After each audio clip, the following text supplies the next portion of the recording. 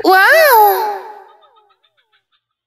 Hello mga day, for today's video as a content creator nga kaon day gihuna-huna bitaw kanang magpa-shoutout day ni sila no Gaw Romel, Payot Maraginot ug ang akong pag-umangkon nga gwapa Ginalyn Lumangtad Luardo, and also pag-umangkon gihapon ako si Cherry Jen Lumangtad Luardo.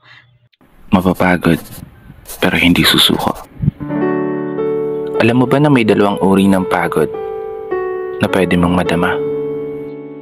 Una, yung pagod na itutulog mo lang at pagising mo, okay ka na. Pero may isang uri ng pagod na talagang kakaiba. Yun ay ang pagod na hindi nadadaan sa pahinga.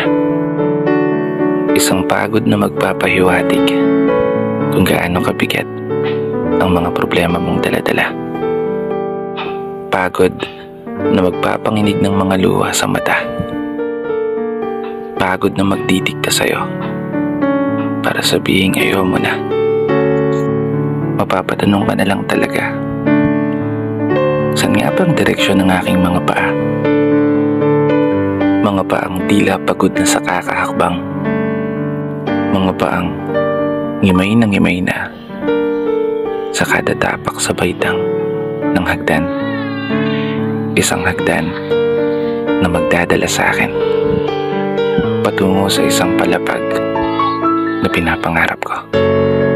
Mapapagod